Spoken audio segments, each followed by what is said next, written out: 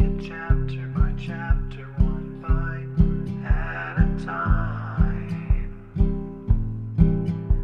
So many adventures and mountains we can climb. Take it word for word, line by line, one bite at a time.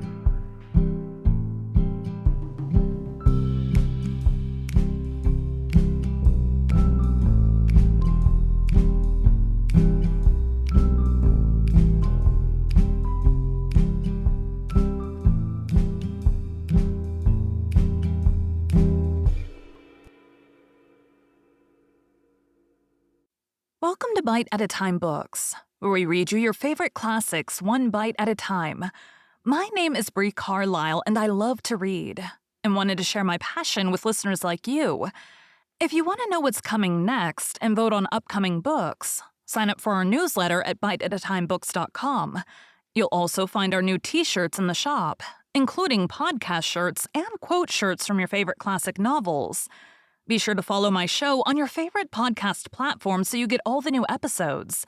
You can find most of our links in the show notes. But also our website, biteatatimebooks.com, includes all of the links for our show, including to our Patreon to support the show, and YouTube, where we have special behind the narration of the episodes. We're part of the Bite at a Time Books Productions Network.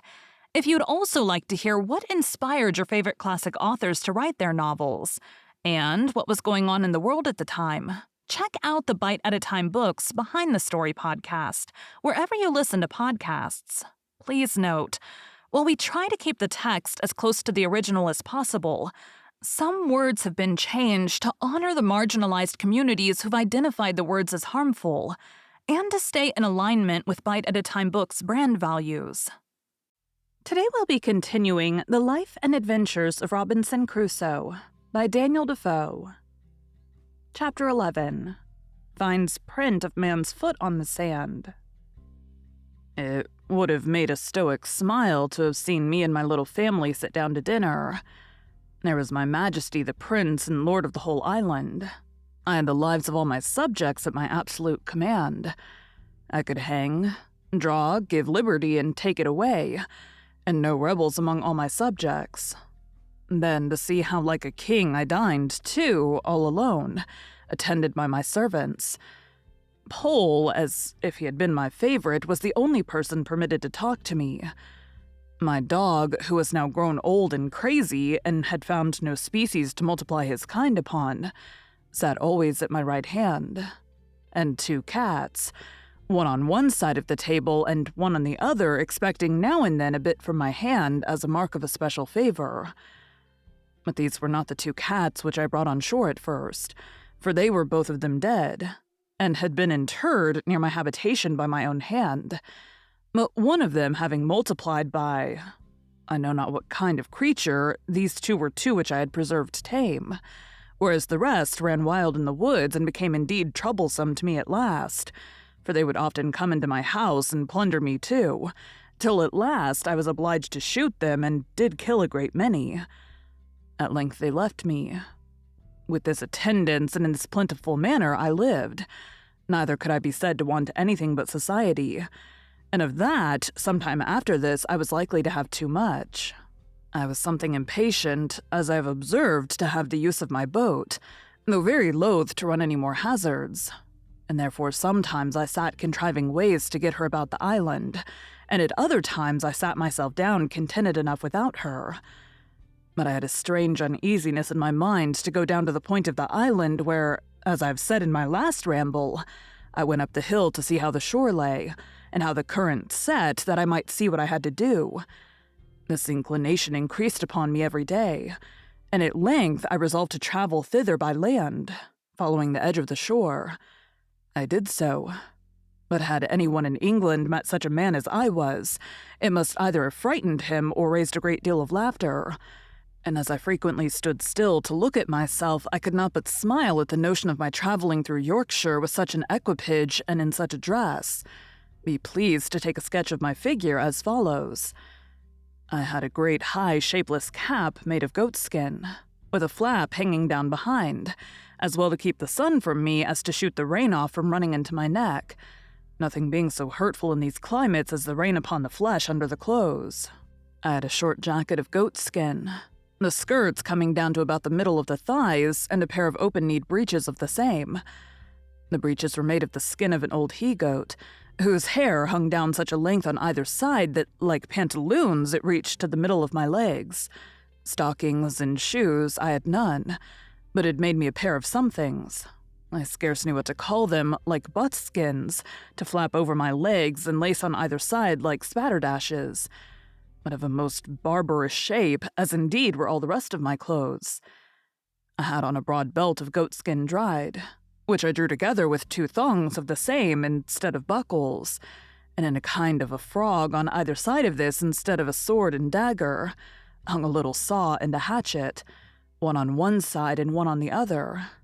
I had another belt not so broad and fastened in the same manner which hung over my shoulder, and at the end of it under my left arm hung 2 pouches, both made of goatskin too, in one of which hung my powder, and the other my shot. At my back I carried my basket, and on my shoulder my gun, and over my head a great clumsy, ugly goatskin umbrella, but which, after all, was the most necessary thing I had about me next to my gun. As for my face, the color of it was really not so mulatto-like as one might expect from a man not at all careful of it, and living within 9 or 10 degrees of the equinox. My beard I had once suffered to grow till it was about 1/4 of a yard long, but as I had both scissors and razors sufficient, I'd cut it pretty short, except what grew on my upper lip, which I had trimmed into a large pair of Mohammedan whiskers, such as I had seen worn by some Turks at Salih, for the Moors did not wear such, though the Turks did. Of these mustachios or whiskers, I will not say they were long enough to hang my hat upon them, but they were of a length and shape monstrous enough, and such as in England would have passed for frightful. But all this is the by and by, for as to my figure, I had so few to observe me that it was no manner of consequence, so I say no more of that. In this kind of dress I went my new journey, and was out 5 or 6 days.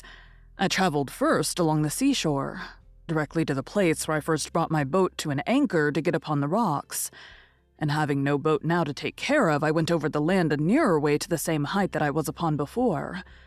When looking forward to the points of the rocks which lay out, and which I was obliged to double with my boat, as is said above, I was surprised to see the sea all smooth and quiet, no rippling, no motion, no current, any more there than in other places. I was at a strange loss to understand this, and resolved to spend some time in the observing it, to see if nothing from the sets of the tide had occasioned it. But I was presently convinced how it was, that the tide of ebb setting from the west and joining with the current of waters from some great river on the shore must be the occasion of this current, and that according as the wind blew more forcibly from the west or from the north, this current came nearer or went farther from the shore. For waiting thereabouts till evening, I went up to the rock again, and then the tide of ebb being made, I plainly saw the current again as before, only that it ran farther off, being near 1/2 a league from the shore, whereas in my case it set close upon the shore, and hurried me and my canoe along with it, which at another time it would not have done. This observation convinced me that I had nothing to do but to observe the ebbing and the flowing of the tide, and I might very easily bring my boat about the island again. But when I began to think of putting it in practice, I had such terror upon my spirits at the remembrance of the danger I had been in, that I could not think of it again with any patience. But on the contrary, I took up another resolution, which was more safe, though more laborious. And this was that I would build, or rather make me another piragua or canoe, and so have one for one side of the island and one for the other. You are to understand that now I had, as I may call it, 2 plantations in the island. One, my little fortification or tent with the wall about it, under the rock, with the cave behind me, which by this time I had enlarged into several apartments or caves, one within another. One of these, which was the driest and largest and had a door out beyond my wall or fortification, that is to say, beyond where my wall joined to the rock, was all filled up with the large earthen pots of which I have given an account, and with 14 or 15 great baskets, which would hold 5 or 6 bushels each, where I laid up my stores of provisions, especially my corn, some in the ear, cut off short from the straw, and the other rubbed out with my hand. As for my wall, made as before with long stakes or piles, those piles grew all like trees and were by this time grown so big and spread so very much that there was not the least appearance, to anyone's view, of any habitation behind them. Near this dwelling of mine, but a little further within the land and upon lower ground, lay my 2 pieces of cornland, which I kept duly cultivated and sowed, and which duly yielded me their harvest in its season.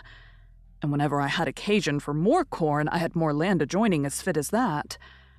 Besides this, I had my country seat, and I had now a tolerable plantation there also. For first, I had my little bower, as I called it, which I kept in repair.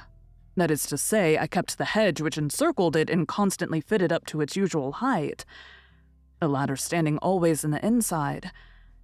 I kept the trees, which at first were no more than stakes, but were now grown very firm and tall, always cut, so that they might spread and grow thick and wild and make the more agreeable shade, which they did effectually to my mind.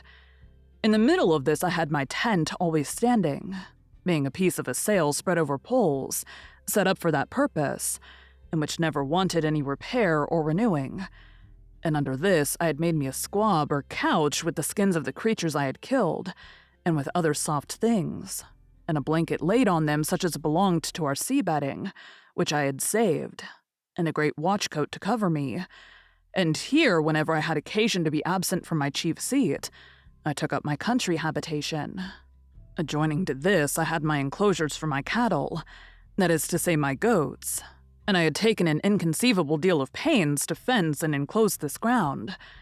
I was so anxious to see it kept entire, lest the goats should break through, that I never left off till with infinite labor I had stuck the outside of the hedge so full of small stakes, and so near to one another that it was rather a pale than a hedge, and there was scarce room to put a hand through between them, which afterwards, when those stakes grew, as they all did in the next rainy season, made the enclosure strong like a wall, indeed stronger than any wall. This will testify for me that I was not idle, and that I spared no pains to bring to pass whatever appeared necessary for my comfortable support, for I considered the keeping up a breed of tame creatures thus at my hand would be a living magazine of flesh, milk, butter, and cheese for me as long as I lived in the place, if it were to be 40 years, and that keeping them in my reach depended entirely upon my perfecting my enclosures to such a degree that I might be sure of keeping them together, which by this method indeed I so effectually secured, that when these little stakes began to grow, I had planted them so very thick that I was forced to pull some of them up again. In this place also I had my grapes growing, which I principally depended on for my winter store of raisins, and which I never failed to preserve very carefully as the best and most agreeable dainty of my whole diet. And indeed, they were not only agreeable, but medicinal, wholesome, nourishing, and refreshing to the last degree. As this was also about halfway between my other habitation and the place where I had laid up my boat, I generally stayed and lay here in my way thither, for I used frequently to visit my boat, and I kept all things about or belonging to her in very good order. Sometimes I went out in her to divert myself, but no more hazardous voyages would I go, scarcely ever above a stone's cast or 2 from the shore. I was so apprehensive of being hurried out of my knowledge again by the currents or winds or any other accident. But now I come to a new scene of my life. It happened one day about noon, going towards my boat. I was exceedingly surprised with the print of a man's naked foot on the shore, which was very plain to be seen on the sand.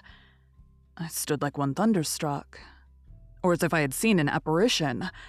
I listened, I looked round me, but I could hear nothing nor see anything. I went up to a rising ground to look farther. I went up the shore and down the shore, but it was all one. I could see no other impression but that one. I went to it again to see if there were any more, and to observe if it might not be my fancy. But there was no room for that, for there was exactly the print of a foot, toes, heel, and every part of a foot. How it came thither I knew not, nor could I in the least imagine. But after innumerable fluttering thoughts, like a man perfectly confused and out of myself, I came home to my fortification, not feeling, as we say, the ground I went on, but terrified to the last degree, looking behind me at every 2 or 3 steps, mistaking every bush and tree and fancying every stump at a distance to be a man. Nor is it possible to describe how many various shapes my affrighted imagination represented things to me in, how many wild ideas were found every moment in my fancy, and what strange, unaccountable whimsies came into my thoughts by the way. When I came to my castle, for so I think I called it ever after this, I fled into it like one pursued. Whether I went over by the ladder as first contrived, or went in at the hole in the rock which I had called a door, I cannot remember. No, nor could I remember the next morning, for never frightened hare fled to cover or fox to earth with more terror of mind than I to this retreat. I slept none that night. The farther I was from the occasion of my fright, the greater my apprehensions were, which is something contrary to the nature of such things, and especially to the usual practice of all creatures in fear. But I was so embarrassed with my own frightful ideas of the thing, that I formed nothing but dismal imaginations to myself, even though I was now a great way off. Sometimes I fancied it must be the devil, and reason joined in with me in this supposition. For how should any other thing in human shape come into the place? Where was the vessel that brought them? What marks were there of any other footstep? And how was it possible a man should come there? But then to think that Satan should take human shape upon him in such a place where there could be no manner of occasion for it, but to leave the print of his foot behind him, and that even for no purpose too, for he could not be sure I should see it. This was an amusement the other way. I considered that the devil might have found out abundance of other ways to have terrified me than this of the single print of a foot, that as I lived quite on the other side of the island, he would never have been so simple as to leave a mark in a place where it was 10,000 to 1 whether I should ever see it or not. And in the sand, too, which the first surge of the sea upon a high wind would have defaced entirely. All this seemed inconsistent with the thing itself, and with all the notions we usually entertain of the subtlety of the devil. Abundance of such things as these assisted to argue me out of all apprehensions of its being the devil, and I presently concluded then that it must be some more dangerous creature, that it must be some of the savages of the mainland opposite who had wandered out to sea in their canoes, and either driven by the currents or by contrary winds had made the island, and had been on shore but were gone away again to sea, being as loath, perhaps, to have stayed in this desolate island as I would have been to have had them. While these reflections were rolling in my mind, I was very thankful in my thoughts that I was so happy as not to be thereabouts at that time, or that they did not see my boat, by which they would have concluded that some inhabitants had been in the place, and perhaps have searched further for me. Then terrible thoughts racked my imagination about their having found out my boat, and that there were people here, and that if so, I should certainly have them come again in greater numbers and devour me. That if it should happen that they should not find me, yet they would find my enclosure, destroy all my corn, and carry away all my flock of tame goats, and I should perish at last for mere want. Thus my fear banished all my religious hope, all that former confidence in God which was founded upon such wonderful experience as I had had of his goodness, as if he that had fed me by miracle hitherto could not preserve by his power the provision which he had made for me by his goodness. I reproached myself with my laziness. That would not sow any more corn one year than would just serve me till the next season, as if no accident could intervene to prevent my enjoying the crop that was once upon the ground. And this, I thought, so just a reproof that I resolved for the future to have 2 or 3 years' corn beforehand, so that whatever might come, I might not perish for want of bread. How strange a checker-work of Providence is the life of man, and by what secret different springs are the affections hurried about, as different circumstances present. Today we love what tomorrow we hate. Today we seek what tomorrow we shun. Today we desire what tomorrow we fear, nay, even tremble at the apprehensions of. This was exemplified in me, at this time in the most lively manner imaginable, for I, whose only affliction was that I seemed banished from human society, that I was alone, circumscribed by the boundless ocean, cut off from mankind, and condemned to what I call silent life, that I was as one whom heaven thought not worthy to be numbered among the living, or to who appear among the rest of his creatures, that to have seen one of my own species would have seemed to me raising me from the dead to life, and the greatest blessing that heaven itself, next to the supreme blessing of salvation, could bestow. I say that I should now tremble at the very apprehensions of seeing a man, and was ready to sink into the ground at but the shadow or silent appearance of a man having set his foot in the island. Such is the uneven state of human life, and it afforded me a great many curious speculations afterwards when I had little recovered my first surprise. I considered that this was the station of life the infinitely wise and good providence of God had determined for me, that as I could not foresee what the ends of divine wisdom might be in all this, so I was not to dispute his sovereignty, who, as I was his creature, had an undoubted right, by creation, to govern and dispose of me absolutely as he thought fit, and who, as I was a creature that had offended him, had likewise the judicial right to condemn me to what punishment he thought fit, and that it was my part to submit to bear his indignation, because I had sinned against him. I then reflected that as God, who is not only righteous but omnipotent, had thought fit thus to punish and afflict me, so he was able to deliver me, that if he did not think fit to do so, it was my unquestioned duty to resign myself absolutely and entirely to his will. And on the other hand, it was my duty also to hope in him, pray to him, and quietly to attend to the dictates and directions of his daily providence. These thoughts took me up many hours, days, nay, I may say weeks and months, and one particular event of my cogitations on this occasion I cannot omit. One morning early, lying in my bed and filled with my thoughts about my danger from the appearances of savages, I found it discomposed me very much, upon which these words of the Scripture came into my thoughts: "Call upon me in the day of trouble, and I will deliver thee, and thou shalt glorify me." Upon this, rising cheerfully out of my bed, my heart was not only comforted, but I was guided and encouraged to pray earnestly to God for deliverance. When I had done praying, I took up my Bible and opened it to read. The first words that presented to me were, "Wait on the Lord and be of good cheer, and he shall strengthen thy heart." Wait, I say, on the Lord. It is impossible to express the comfort this gave me. In answer, I thankfully laid down the book and was no more sad, at least on that occasion. In the middle of these cogitations, apprehensions, and reflections, it came into my thoughts one day that all this might be a mere chimera of my own, and that this foot might be the print of my own foot when I came on shore from my boat. This cheered me up a little too, and I began to persuade myself it was all a delusion, that it was nothing else but my own foot, and why might I not come that way from the boat as well as I was going that way to the boat? Again, I considered also that I could by no means tell for certain where I had trod, and where I had not, and that if at last this was only the print of my own foot, I had played the part of those fools who try to make stories of specters and apparitions, and then are frightened at them more than anybody. Now I began to take courage, and to peep abroad again, for I had not stirred out of my castle for 3 days and nights, so that I began to starve for provisions. For I had little or nothing within doors but some barley cakes and water.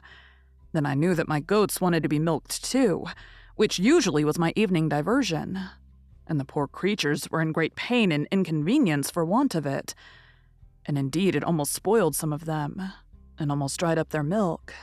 Encouraging myself, therefore, with the belief that this was nothing but the print of one of my own feet, and that I might be truly said to start at my own shadow, I began to go abroad again, and went to my country house to milk my flock, but to see with what fear I went forward, how often I looked behind me, how I was ready every now and then to lay down my basket and run for my life. It would have made anyone have thought I was haunted with an evil conscience, or that I had been lately most terribly frightened, and so indeed I had. However, I went down thus 2 or 3 days, and having seen nothing, I began to be a little bolder, and to think there was really nothing in it but my own imagination.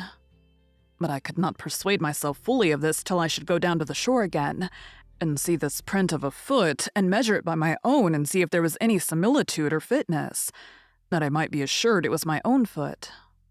But when I came to the place, first, it appeared evidently to me that when I laid up my boat, I could not possibly be on shore anywhere thereabouts. Secondly, when I came to measure the mark with my own foot, I found my foot not so large by a great deal. Both these things filled my head with new imaginations, and gave me the vapors again to the highest degree, so that I shook with cold like one with an ague, and I went home again, filled with the belief that some man or men had been on shore there, or in short, that the island was inhabited and I might be surprised before I was aware. And what course to take for my security I knew not. Oh, what ridiculous resolutions men take when possessed with fear. It deprives them of the use of those means which reason offers for their relief. The first thing I proposed to myself was to throw down my enclosures and turn all my tame cattle wild into the woods, lest the enemy should find them, and then frequent the island in prospect of the same or the like booty. Then the simple thing of digging up my 2 cornfields, lest they should find such a grain there and still be prompted to frequent the island. Then to demolish my bower and tent, that I might not see any vestiges of habitation, and be prompted to look farther, in order to find out the persons inhabiting. These were the subject of the first night's cogitations after I was come home again, while the apprehensions which had so overrun my mind were fresh upon me, and my head was full of vapors.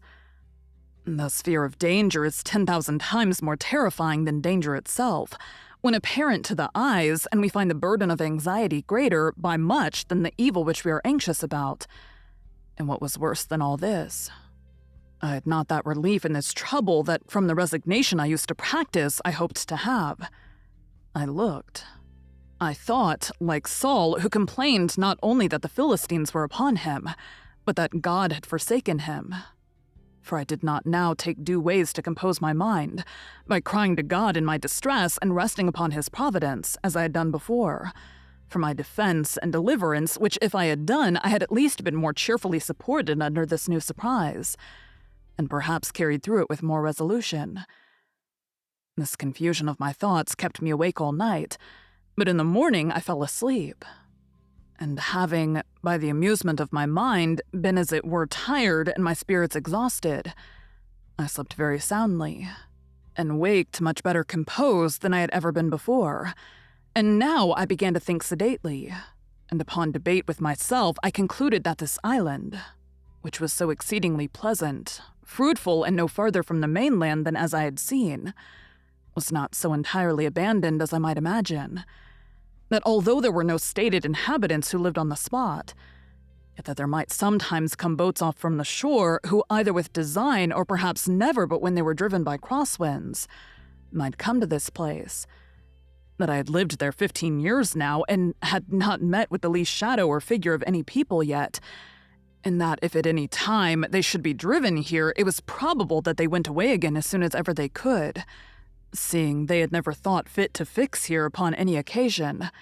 That the most I could suggest any danger from was from any casual accidental landing of straggling people from the main, who, as it was likely, if they were driven hither, were here against their wills, so they made no stay here, but went off again with all possible speed, seldom staying one night on shore lest they should not have the help of the tides and daylight back again.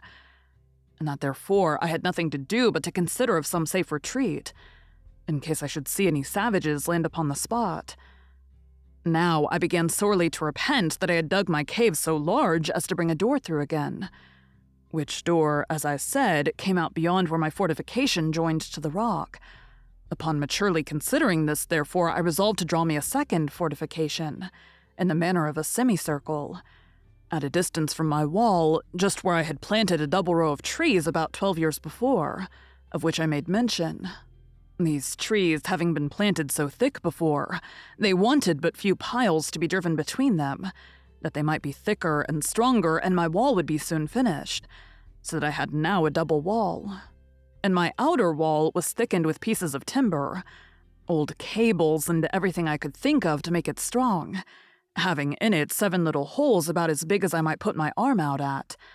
In the inside of this I thickened my wall to about 10 feet thick with continual bringing earth out of my cave, and laying it at the foot of the wall, and walking upon it, and through the 7 holes I contrived to plant the muskets, of which I took notice that I had got 7 on shore out of the ship.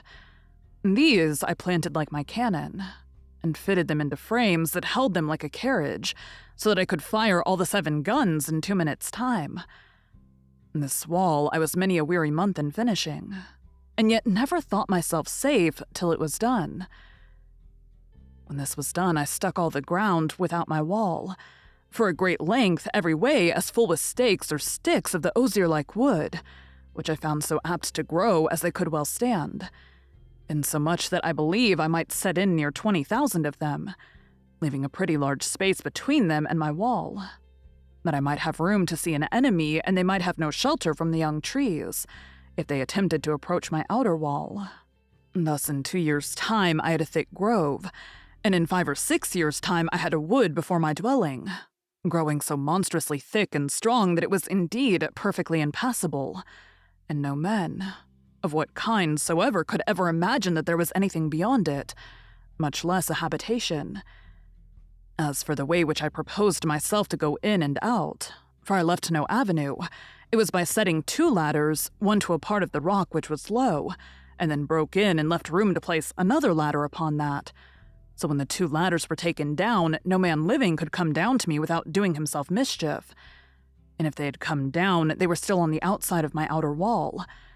Thus I took all the measures human prudence could suggest for my own preservation, and it will be seen at length that they were not altogether without just reason, though I foresaw nothing at that time more than my mere fear suggested to me. Thank you for joining Bite at a Time Books today, while we read a bite of one of your favorite classics. Again, my name is Bree Carlile, and I hope you come back tomorrow for the next bite of the life and adventures of Robinson Crusoe. Don't forget to sign up for our newsletter at biteatatimebooks.com and check out the shop. You can check out the show notes or our website, biteatatimebooks.com, for the rest of the links for our show. We'd love to hear from you on social media as well.